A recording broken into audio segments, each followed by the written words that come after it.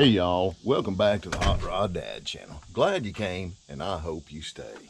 If you haven't already, I hope you take a tiny little second, hit the like and subscribe if you like what you see around here. I would greatly appreciate it. Beautiful Sunday morning here on tap, and it's a milestone day for the BLT. This is the first time it's sitting on its suspension. Just got the front end kind of buttoned up right there. There's still a lot to do on it, but this is the first time it's been resting on all fours. And I got so excited about it, I thought I'd roll it outside here.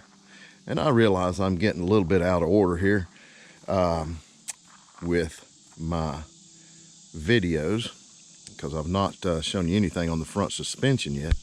But I was so excited, I thought I'd just roll it out here and get a look at it outside, and where I could walk around it good. And I give y'all a little walk around here, give you a little recap on the parts that I've used in the car so far, and kind of the design process and what I had in mind when I was building this thing. So I've always wanted one of these little 26, 27 Model T Roadsters. And that is why I called it the BLT, because it's the bucket list T. See, I've had this body for probably in excess of 20 years, probably closer to 25 years. And it started out, I bought this cowl section right here. Apparently I gave $75 for it or less. It came from Virginia. The doors I picked up on eBay, they came from Canada. This section right here and the sub rails right here came from Kansas, and this back section right here came from about 30 miles down the road. So it's a hodgepodge of stuff I put together. This would actually be a touring car. There would have originally been two more doors right here and a rear section with a back seat. But I did, what I did with this one is what a lot of old timers did. I cut it off right here and made a bucket out of it. A lot of the dry lakes race guys, that's what they done. The frame is custom built by myself from the front back to here. It's all 1.5 by 3 tubing, and this rear section right here is a section of Model A frame rails, and I just thought that gave the car a little bit of authenticity. Right here I've kicked up and made some brackets here for the spring hangers, and they double as gussets for the frame. And right here I've rounded out around the cab and made this piece right here to curve around the back of the cab. This will get a bed of sorts right here. The wood will just slide right in here under there, so it'll have just a little bit of a kind of a flat bed back here. And I will trim this out, this section right here. Similarly, right here, I'll have a piece of flat here and a piece of flat there to trim that out. May do some little side rails right here on it. The rear end is a Maverick rear end. That's an 8-inch Maverick rear end. The springs are Model T, like a T-bucket style front springs, and I've got them in a parallel configuration back here in the back. You can see right inside here there's absolutely nothing in there yet. I've got to build the floor pans and transmission tunnel. That is an old Power Glide, 2-speed Power Glide, air cooled. You can tell the air cooled model ones with the holes in the sides right here, and the torque converter actually has a fan on there that scoops up air as you drive. So right here would have originally been the gas fill for, actually that would be turned around the other way, lift up from this side, and that gas tank was originally mounted up here underneath the cowl. I'm going to mount the gas tank back here. I will make a custom gas tank right here probably.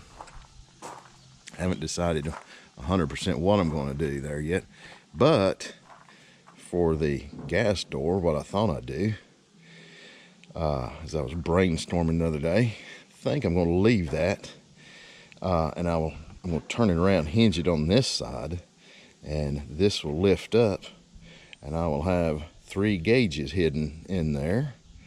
Be my volt gauge and oil pressure gauge and temperature gauge all up there under that. When I'm not driving, I'll just lay it down flat, or I may just like to put it up there permanently like that. Might look pretty cool.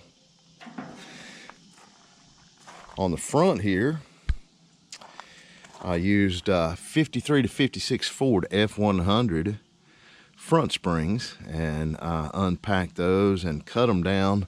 It's a little bit less than half of a pack, and I made the spring pockets right here, and that took a lot of experimentation and trial and error with the location and how many springs I needed there and the length and everything to get the right spring rate and get them located in the right place. I've just got them tacked on there right now, and I'm going to wait till I get the car pretty well done with all the weight on it before I weld this top plate on. That way I can cut these tacks off and add another little short spring here if I need it a little stiffer. I can play around with the spring right there a little bit, get them dialed in.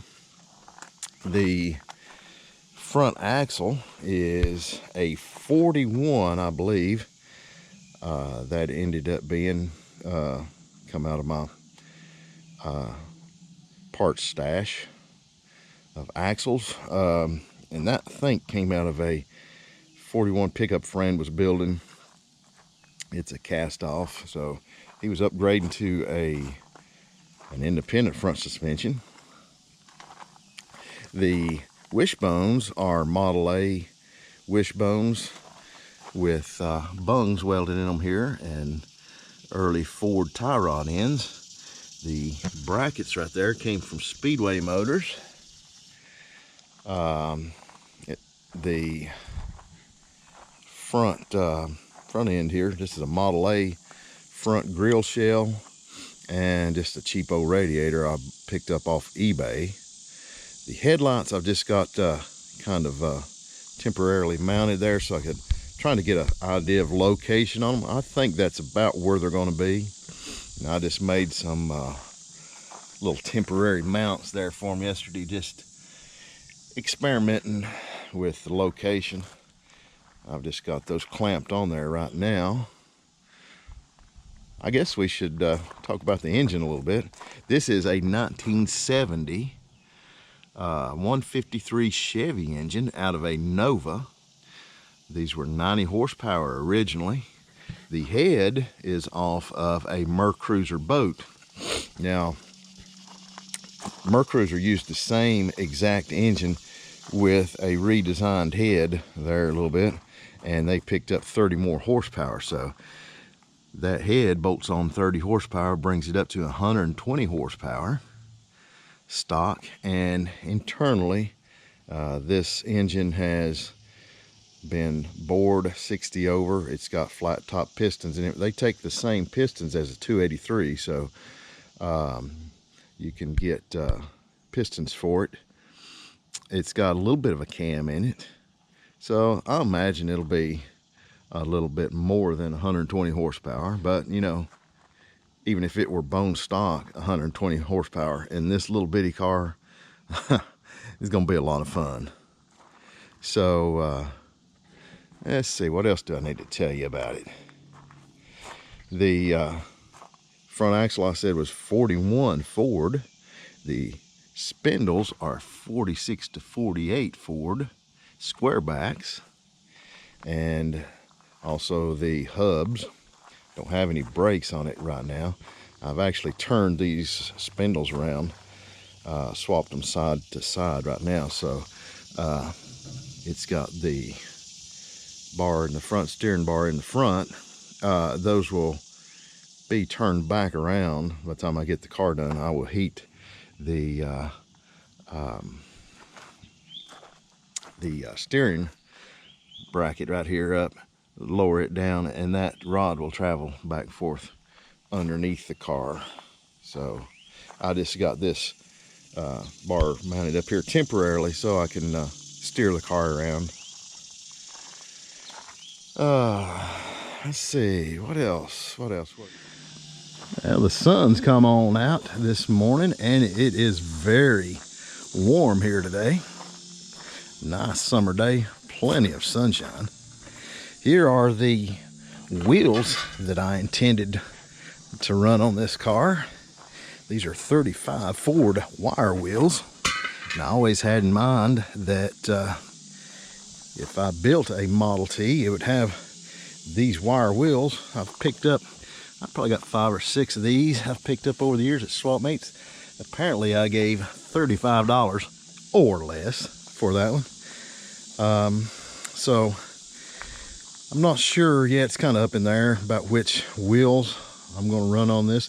Currently I have a small Ford bolt pattern all the way around on the car because it's got the Maverick rear end, and these hubs, I'm not sure where I picked those up, but they have already been drilled for a small Ford bolt pattern, and those are, I think, wheel Ventique wheels. They simulate a 40 Ford style wheel. They'll take the 40 Ford hubcap, and I can run some international wheels that I have on the back here. Wouldn't have to run an adapter at all on those wheels because international truck wheels are 16-inch, just like the 40 style Ford wheels, and they are small Ford bolt pattern, and actually they'll take a 40 Ford hubcap, so you'd have that exact same look as 40 Ford wheels. These are 15s in the front, will be 16s in the back. Probably that would be the most practical route to go as far as money goes, but you don't build a hot rod for practicality, and probably this is the least practical kind of hot rod you can have. A roadster is essentially a 4-wheel motorcycle, but as far as practicality goes, if I'm going to throw that out the window, I'm thinking might as well put some knobby tires on the back too for a gnarly kind of aggressive look. So I think that'd be pretty cool. Y'all let me know in the comments what you think. Which wheels should I go with? The wire wheels or the 40 Ford style wheels? Should I go with knobbies on the back or just old Firestone bi-ply tires? Should I go with a full hood, just a hood top, no hood at all? Should I run lake style headers out the side here, or tuck them down underneath the car and exit the exhaust out back? You know, what kind of seats should I put in it? Bomber seats or a bench seat? Where should I locate the gas tank? Should it be back here underneath the bed, or should I mount an oval Model T gas tank up here on top of the bed? Should I have side rails on the car or run it without any rails at all back there? I don't know. Y'all let me know in the comments which direction that you think I ought to go with those things. As an extra added bonus for me and for the video, got the Simplex in roller stage about the same time as the BLT. So just to give you a little recap on it, basically stock Simplex chassis frame, Briggs & Stratton 5 horsepower engine, Tecumseh gas tank, And you can see in the past 2 videos I've done over the past couple of weeks how I mounted the engine and the gas tank. I've since got the wheels mounted on the bike and the tires. Those are 3-inch beach cruiser tires, 26-inch rims on it. Also mounted the front forks on it.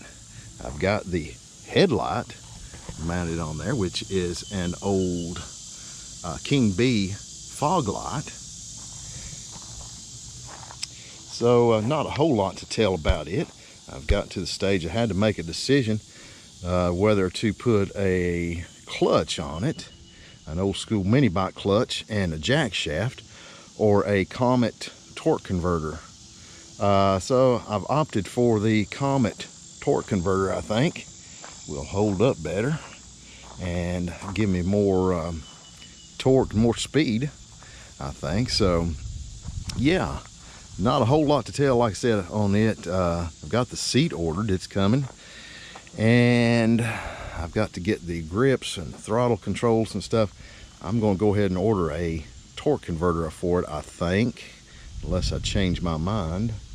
And I'm going to rebuild the back brakes and do a few other things to it. But it's pretty much what you see is what you're going to get with this bike. I don't think I'm going to paint it or anything. I think I'm just going to leave it as is. One viewer suggested that I build a little trailer here to go behind the BLT when I get it done, and I can pull the simplex behind the BLT to car shows. Or I guess I could throw it on the back of Oscar over there. So let me know what y'all think, what kind of direction I ought to go with the BLT there. Give me some ideas what you want to see on the car.